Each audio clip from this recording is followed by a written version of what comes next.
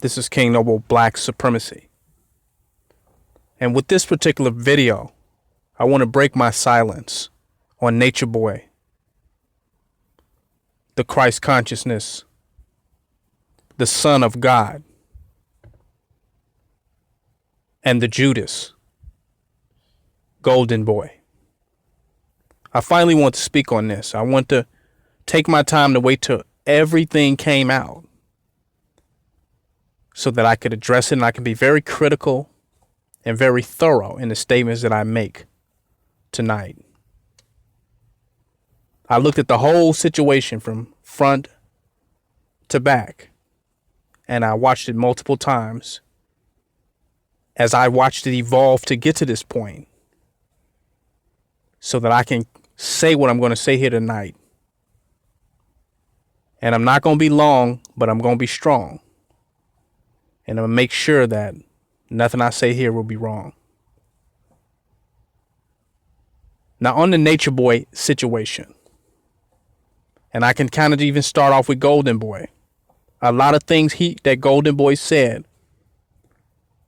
in his video was correct. That Nature Boy did escalate the situation. And he did put the women and the people of melanation in danger, in jeopardy, the way he escalated it. It did not have to go in that direction. Possibly, there's a 90% chance that it did not have to go in that direction. There remains a 10% that the devil is always going to be a goddamn devil no matter what. That even if he had signed the paperwork, that they still could have been the devils that they were. And that wouldn't have mattered, and he still could end up in a very inconvenient and uncomfortable situation, whether he signed it or not. It could have went any way.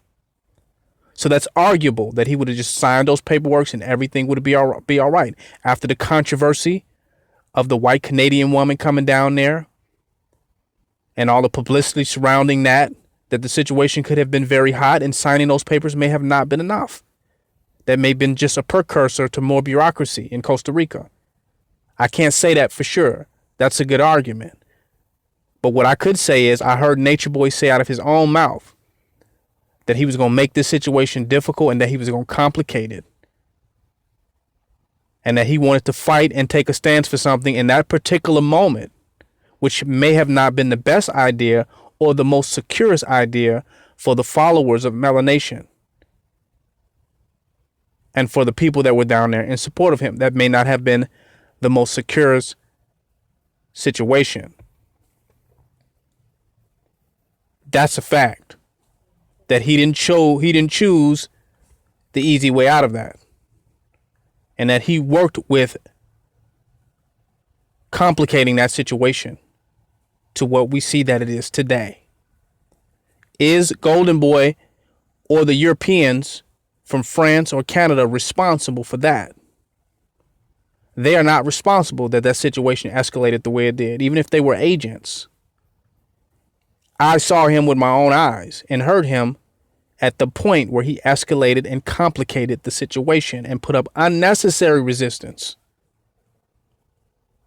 at the wrong time. If you're going to fight against white supremacy, you must be organized. You can't be reactionary and just be emotional. You must be organized. You must plan. You must be prepared. You must strategize if you're going to fight white supremacy, so that you will be effective and you will not turn into a victim of white supremacy under the auspices of fighting against it. So that was very disorganized, very irrational, very erratic of how he handled that situation. He should have been prepared and been preparing if he really wanted to stage true resistance against Babylon and its enforcement in Costa Rica. He should have done it a long time ago and been moving in that direction and building up energy, momentum, resources, strategy, skills, and manpower to address that problem. The problem of white supremacy in Costa Rica in a very organized manner. But he neglected it, and he existed in a state of denial about it. And anytime you try to tell him that this is a real situation that he's up against in Costa Rica, he says you're in fear.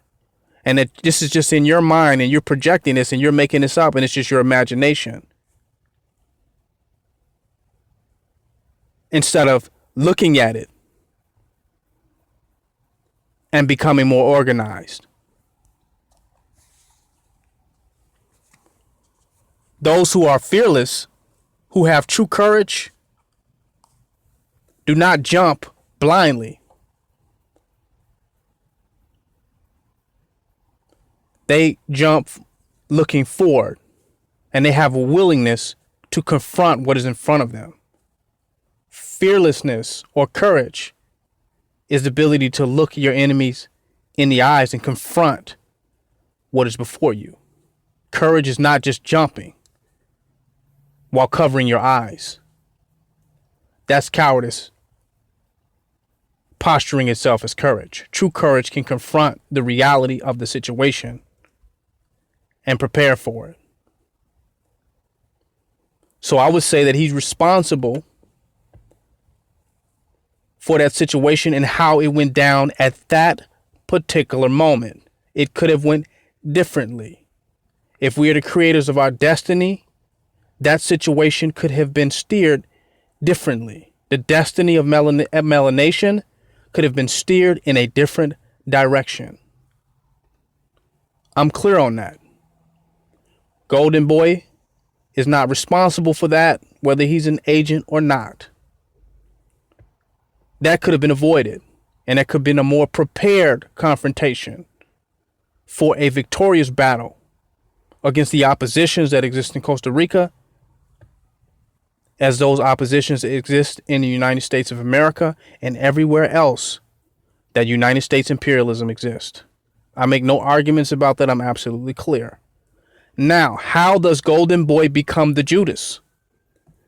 Not because of how that situation went down particularly, but the fact that he turned his back on Nature Boy at a very key moment. You never turn your back on a man when he's down. And this is what Golden Boy did. He, acted as emotional as Nature Boy, reacted to Nature Boy calling him an agent. He reacted to it. And out of his reaction to it, he got emotional and he renounced the melanation movement, distanced himself from it, and he talked negative and spoke ill of Nature Boy while he's going through the challenges and the dilemma, dealing with immigration and deportation and dealing with incarceration in Costa Rica. It is Golden Boy's timing that makes him a Judas. Because he didn't stick by Nature Boy. He didn't stick by his family. He didn't stick by his nation in a time of need. But nationalism was not a strong principle that was taught there. So how can he follow and stick by nationalism if nationalism is being spoke against? See, you can't have them both. Either you want to have a nation and you want to have the loyalty and the honor and respect of a nation, or you want to have people that just walking around and just love their self and love their self only. And when it all go down, you're going to see that they love themselves more than they love the black nation. And if they got to make a decision between their self, their freedom, and their comfort in the black nation, that they're going to choose themselves, which is what you see with Golden Boy. He loved himself a little bit more than he loved melanation. Melanation. And I didn't call it that. He did, nation. But if we talk about nationalism, then we're under attack. So what makes him a Judas is that he turned his back on his master teacher, his Messiah or his Christ, who woke him up, who ushered him into natural reality, who brought him back into nature, who awoken him to the natural reality. He turned his back on him at a time where he should have stood up and he should have been supportive and he should have saved the negativity that he felt to after this was over with. He should have saved all that and he should have addressed that to Nature Boy personally, between him and Nature Boy, not before the public, when melanation and Nature Boy is being tried in the public. That's bad timing. So that's what makes him a Judas. That when they call you an agent and they call you out that your reaction to it is, I'm not dealing with them. I'm distancing myself. The hell with them. I don't mess with them. I'm not a part of that no more. I don't want to be associated with that. You're not doing good by doing that. You're not winning the case or making the argument of him not being an agent. He's making himself look like an agent. Now he thinks he has to be an agent of the government, of the alphabets, of the FBI, CIA, Department of Homeland Security. Let's go on. That in order to be an agent, that you have to be a part of these. No, in order to be an agent, you have to just have the mind of Babylon. You have to represent white supremacy. You don't have to sign up and have a job and fill out the application and go through training and be qualified to be in one of these alphabet groups to be an agent. Let's make this clear. An agent is when you, in your mindset, agree with the mind of the enemy. You take on the mind of the enemy. You take on the logic of the enemy. You agree with the enemy more than you agree with those who are against the enemy. And at that point, you become an agent, whether you have signed up or work or receiving a check from any of these agencies or not. You become an agent at that particular point. And when he's saying that Nature Boy should not go against the system, that he should just, that it makes no sense for Nature Boy to have any resistance against white supremacy. Now you sound like an agent, that he should just go along with the system, and we can be along with nature, and Babylon can coexist with nature, that you can be one with nature and you can be with Babylon. You can do both. That's agent talk. When nature rise up, the nature or the netter or the nature, the natur, when nature rise up, the ancient ones, then Babylon will be destroyed. There won't be both. Nature will check Babylon as hurricanes, as earthquakes, as tornadoes, as climate change. They check the white man. Nature checks white supremacy. Nature checks Babylon. So when nature rise up, the system will be checked, destroyed, put in its place. There will be a disaster, a catastrophe in the system. Best believe that. So you can't have them both. Nature's not going to peacefully coexist with the system. Like weeds break up through concrete. Like how nature will just, if you don't cut the grass and chop down the trees, nature will just take over the town and destroy a village and return it back to nature. That's what nature wants to do to white supremacy. It wants to destroy it. So they both can't exist simultaneously. So when you start having the logic that, oh, you just go along with the system, you don't have to go along with the system. And then he started taking the mindset of stereotypical attitudes towards black people. Talking about he just wanted to become a thug. He just started acting like a thug. This is the white man talking. That whenever you want to stand up against your rights, whenever the black man has any aggression or refuses to comply or bow down to the system of white supremacy, that he has to be some type of thug. But if the white man can go and shoot up an entire casino and kill over 58 people and injure over 500, and they won't say, well, was he, obviously he just was a thug. They won't even say he was a terrorist. They say, oh, maybe he just had mental issues. We have no idea why he did this. We're trying to understand why he did this. But if a black man went and did that, they would say right off the bat that this is some type of thug that went and did this.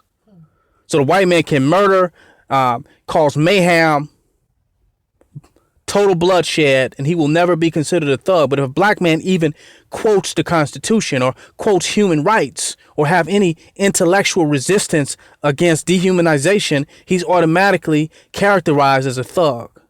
That's white supremacy. That's an agent. That's an agent mentality. Everything that Nature Boy said was true, and everything that Nature Boy presented himself to stand for was true.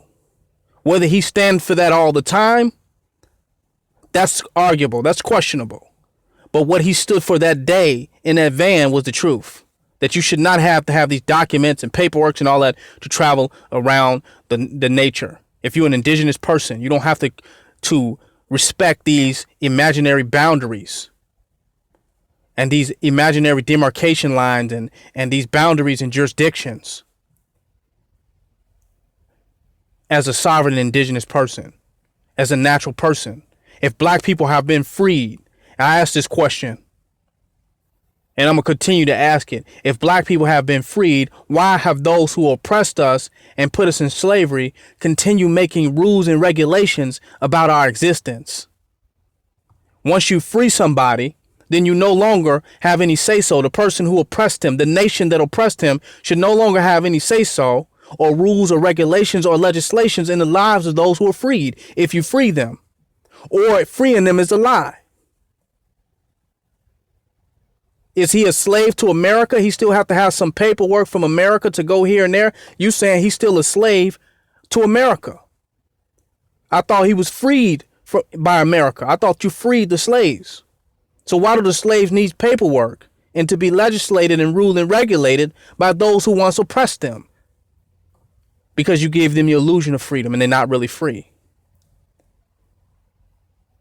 Because when you free somebody, at that point, it must mean that you leave them the fuck alone and you allow them to be and do, what they've been doing before you enslaved them, which is make up their own laws, rules, regulation, and move freely as they did before you enslaved them. But if you're still making up rules and laws in regards to them, they are not free because you're still fucking with them. You're still bothering with them. You will not allow them to be free. So everything he was saying was true. But his denial of the opposition up until that point was his problem. That he denied that type of opposition was real, or that counter attitude was so aggressive against freedom. That it takes militancy, organization, and nationalism in order to confront that type of enemy, that type of opposition. Not just emotion, not just utopianism, not just idealism. Idealism, these things are not strong enough to fight against that type of opposition. And that's what he found that day while he was spewing off idealism, while he took the sovereign citizen movement on an international level and he made sovereign arguments that Moors make every day that's getting drug up out of police cars when they argue with the police about their rights and their freedoms and that they don't have to have a license because they have a right to travel and that driving is not a right, but it's a privilege. He's making the same type of arguments that the Moors making on an international level. He's trying to be an international sovereign citizen to a nation that he refused to exist because he refused to respect nationalism. And he mixed the struggle for black freedom and black nationalism. He mixed it with the white man's desire to get back in tune with nature. He mixed up the struggles and confused it, not realizing that's two different struggles. The struggle for black freedom is a different struggle from white man's desire to get back in with nature. Two different whole political situations, two different circumstances. Everything he stood for was right. He shouldn't have to sign nothing and have no documents to go anywhere to do any goddamn thing. He was right about that. If we've been freed, that's right. But unfortunately, we live under martial law. We live under international white supremacy, white imperialist, light imperialist police brutality. If it's not white imperialism, it's light, bright, and damn near white imperialism in Costa Rica. And you live in these worlds that are neo-colonialists, that are still colonizing indigenous people for the white man. I don't want to be too long-winded with this video, but everything that Nature Boy stood for was right. His timing was wrong, and his inability to assess the tremendousness or to calculate the opposition, to be more organized, was his problem. That was the only problem, and it put other people's life in danger. But on some level, they signed up for it.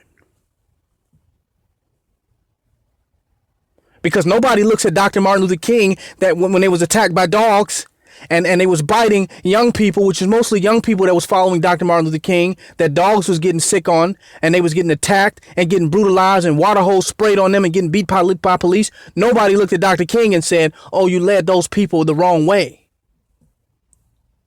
We're proud of Dr. Martin Luther King and the civil rights movement.